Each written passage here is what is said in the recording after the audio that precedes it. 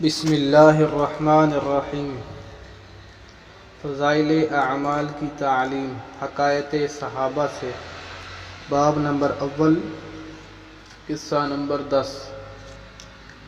مسلمانوں کی حبشہ کی ہجرت اور شب ابی طالب میں قید ہونا۔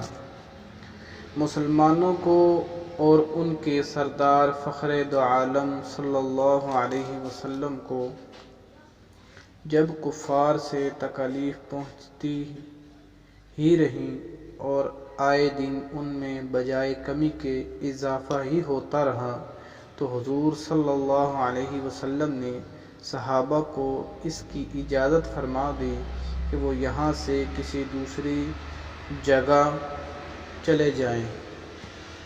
بہت سے حضرات نے شب حبشہ کی ہجرت فرمائی، اور حبشہ کے بادشاہ اگرچہ نصرانی تھے اور اس وقت تک مسلمان نہیں ہوئے تھے، مگر ان کی رحم دلی اور منصف مزاج ہونے کی شہرت تھی۔ چنانچہ نبوت کے 5ویں برس رجب کے مہینے میں پہلی جماعت کے 11 یا 12 مرد اور 4 یا 5 عورتوں نے حبشہ کی طرف ہجرت کی۔ مکہ والوں نے ان کا پیچھا بھی کیا کہ یہ نہ جا سکیں، مگر یہ لوگ ہاتھ نہ آئے۔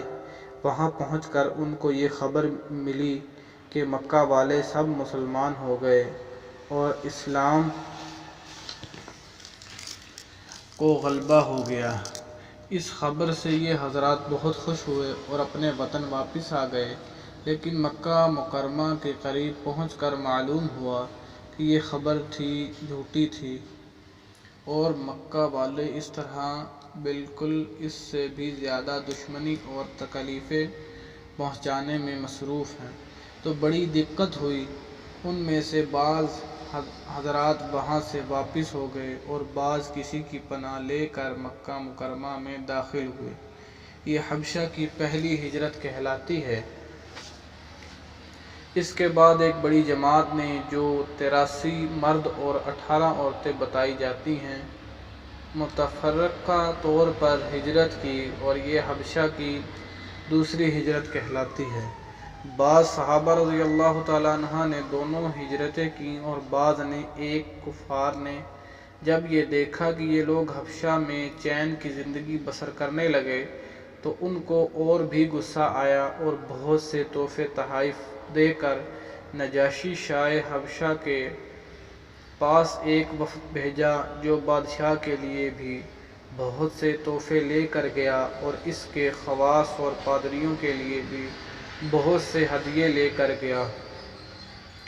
جا کر اول حکام اور پادریوں سے ملا اور ہدیے دے کر ان سے بادشاہ کے یہاں اپنی سفارش کا وعدہ لیا، اور پھر بادشاہ کی خدمت میں یہ وفد حاضر ہوا۔ اول بادشاہ کو سجدہ کیا اور پھر تحفے پیش کر کے اپنے درخواست پیش کی، اور رشوت خور حکام نے تائید کی۔ انہوں نے کہا کہ اے بادشاہ، ہماری قوم کے چند بے وقوف لڑکے اپنی قدیمی دین کو چھوڑ کر ایک نئے دین میں داخل ہو گئے، جس کو نہ ہم جانتے ہیں نہ آپ جانتے ہیں، اور آپ کے ملک میں آ کر رہنے لگے۔ ہم کو شریفائے مکہ نے ان لوگوں کے باپ، چچا اور رشتہ داروں نے بھیجا ہے کہ ان کو واپس لائیں، آپ ان کو ہمارے سپرد کر دیں۔ بادشاہ نے کہا کہ جن لوگوں نے میری پناہ پکڑی ہے، بغیر تحقیق کے ان کو حوالہ نہیں کر سکتا۔ اول ان سے بلا کر تحقیق کر لوں، اگر یہ صحیح ہوا تو حوالہ کر دوں گا۔ چنانچہ مسلمانوں کو بلایا گیا۔ مسلمان اول بہت پریشان ہوئے، کیا کریں، مگر اللہ کے فضل سے مدد کی۔ اللہ کے فضل نے مدد کی اور ہمت سے یہ طے کیا کہ چلنا چاہیے اور صاف بات کہنا چاہیے۔ بادشاہ کے یہاں پہنچ کر سلام کیا۔ کسی نے اعتراض کیا کہ تم نے بادشاہ کو ادب شاہی کے مواقف سجدہ نہیں کیا۔ ان لوگوں نے کہا کہ ہم کو ہمارے نبی صلی اللہ علیہ وسلم نے اللہ کے سوا کسی کو سجدہ کرنے کی اجازت نہیں دی۔ اس کے بعد بادشاہ نے ان سے حالات دریافت کیے۔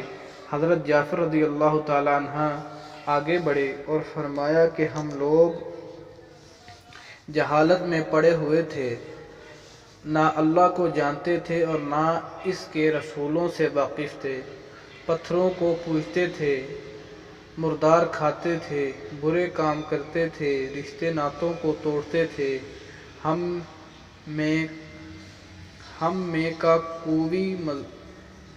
میں سے کوئی ضعیف کو ہلاک کر دیتا تھا۔ ہم اس حالت میں تھے کہ اللہ نے اپنا ایک رسول بھیجا جس کی نسبت کو، اس کی سچائی کو، اس کی ایمانداری کو، پرہیزگاری کو ہم خوب جانتے ہیں۔ اس نے ہم کو ایک اللہ وحدہ لا شریک کلا کی عبادت کی طرف بلایا، پتھروں اور بتوں کے پوجنے سے منع فرمایا۔ اس نے ہم کو اچھے کام کرنے کا حکم دیا، برے کاموں سے منع کیا۔ اس نے ہم کو سچ بولنے کا حکم دیا، ایمانداری کا حکم دیا، صلہ رحمی کا حکم دیا، پڑوسیوں کے ساتھ اچھا برتاؤ کرنے کا حکم دیا، نماز، روزہ، صدقہ، خیرات کا حکم دیا اور اچھے اخلاق تعلیم کیے۔ زنا، بدکاری، جھوٹ بولنا، یتیموں کا مال کھانا، کسی پر تہمت لگانا اور اس قسم کے برے اعمال سے منع فرمایا۔ ہم کو قرآن پاک کی تعلیم دی، ہم اس پر ایمان لائے اور اس کے فرمان کی تکمیل کی، جس پر ہماری قوم ہماری دشمن ہو گئی اور ہم کو ہر طرح سے ستایا۔ ہم لوگ مجبور ہو کر تمہاری پناہ میں اپنے نبی کے ارشاد سے آئے ہیں۔ بادشاہ نے کہا کہ جو قرآن تمہارے نبی لے کر آئے ہیں وہ کچھ مجھے سناؤ۔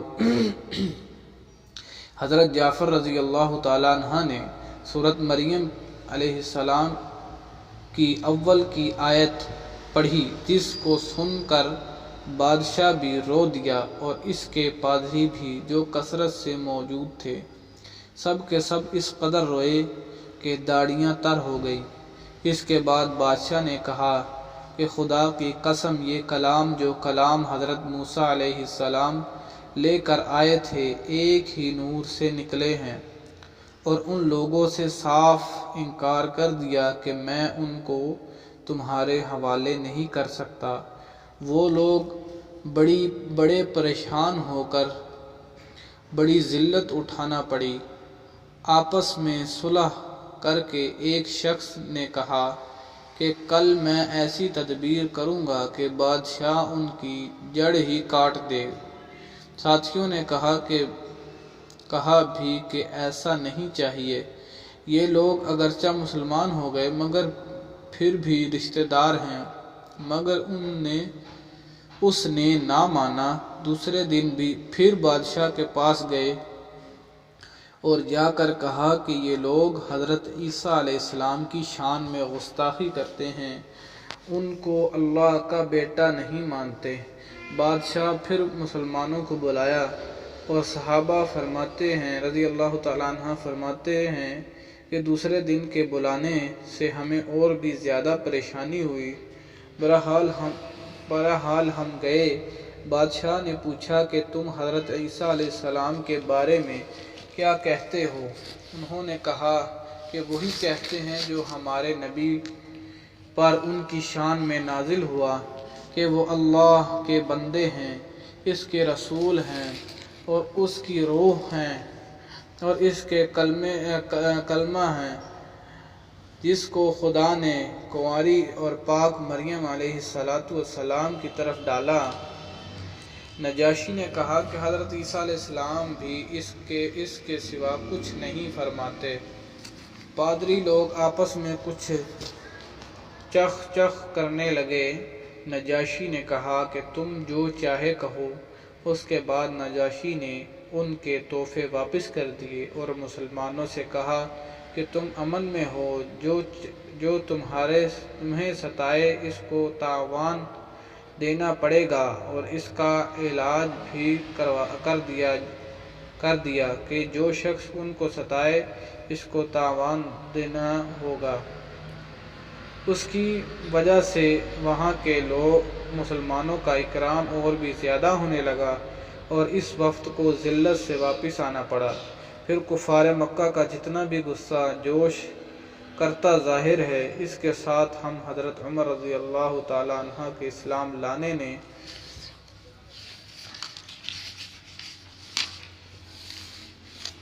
اور بھی جلا رکھا تھا، اور ہر وقت اس فکر میں رہتے تھے کہ لوگ کا ان سے ملنا جلنا بند ہو جائے اور اسلام کا چراغ کسی طرح بجھے۔ اس لیے سرداران مکہ کی ایک بڑی جماعت نے آپس میں مشورہ کیا کہ اب کھلم کھلا محمد صلی اللہ علیہ وسلم کو قتل کر دیا جائے، لیکن قتل کر دینا بھی آسان کام نہ تھا، اس لیے کہ بنو ہاشم بھی بڑے جتھے اور اونچے طبقہ کے لوگ شمار ہوتے تھے، اور اگرچہ اکثر مسلمان نہیں ہوئے تھے لیکن جو مسلمان نہیں تھے وہ بھی حضور صلی اللہ علیہ وسلم کے قتل ہو جانے پر آمادہ نہیں تھے۔ اس لیے ان سب کفار نے مل کر ایک معاہدہ کیا کہ سارے بنو ہاشم اور بنو مطلب کا بائیکاٹ کیا جائے، نہ ان کو کوئی شخص اپنے پاس بیٹھنے دے، نہ ان سے کوئی خرید و فروخت کرے، نہ بات چیت کرے، نہ ان کے گھر جائے، نہ ان کو اپنے گھر میں آنے دے، اور اس وقت تک صلح نہ کی جائے جب تک کہ محمد صلی اللہ علیہ وسلم کو قتل کے لیے حوالہ نہ کر دیں۔ یہ معاہدہ زبانی ہی گفتگو پر ختم نہیں ہوا بلکہ یکم محرم 7 نبوی کو ایک معاہدہ تحریر لکھ کر بیت اللہ میں لٹکایا گیا تاکہ ہر شخص اس کا احترام کرے اور اس کو پورا کرنے کی کوشش کرے، اور اس معاہدے کی وجہ سے 3 برس تک اللہ اکبر یہ سب حضرات 2 پہاڑوں کے درمیان ایک گھاٹی میں نظر بند رہے، نہ کوئی ان سے مل سکتا تھا، نہ یہ کسی سے مل سکتے تھے، نہ مکہ کے کسی آدمی سے کوئی چیز خرید سکتے تھے، نہ باہر سے آنے والے کسی تاجر سے مل سکتے تھے۔ اگر کوئی شخص باہر نکلتا تو پٹایا جاتا اور کسی ضرورت کا اظہار کرتا تو صاف جواب پاتا۔ معمولی سا سامان غلہ وغیرہ جو ان لوگوں کے پاس تھا اور کہاں تک کام دیتا۔ آخر فاقوں پر فاقے گزرنے لگے، عورتوں اور بچے بھوک سے بے تاب ہو کر رونے اور چلاتے، اور ان کے اعزاز کو اپنے بھوک اور تکلیف سے زیادہ اور ان بچوں کی تکلیف ستاتی۔ آخر 3 برس کے بعد اللہ کے فضل سے وہ صحیفہ دیمک کی نظر ہوا اور ان حضرات کی یہ مصیبت دور ہوئی۔ 3 برس کا زمانہ ایسا سخت بائیکاٹ اور نظر بندی میں گزرا، اور ایسی حالت میں ان حضرات پر کیا مشقتیں گزری ہوں گی وہ ظاہر ہے۔ لیکن اس کے باوجود صحابہ کرام رضی اللہ عنہم اجمعین نہایت ہی ثابت قدمی کے ساتھ اپنے دین پر جمے رہے، بلکہ اس کی اشاعت فرماتے رہے۔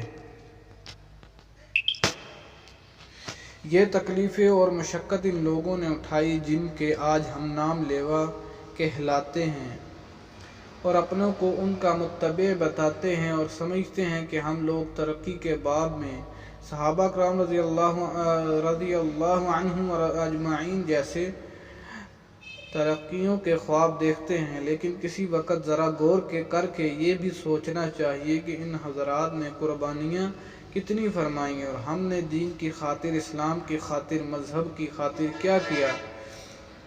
کامیابی ہمیشہ کوشش اور سعی کے مناسب ہوتی ہے۔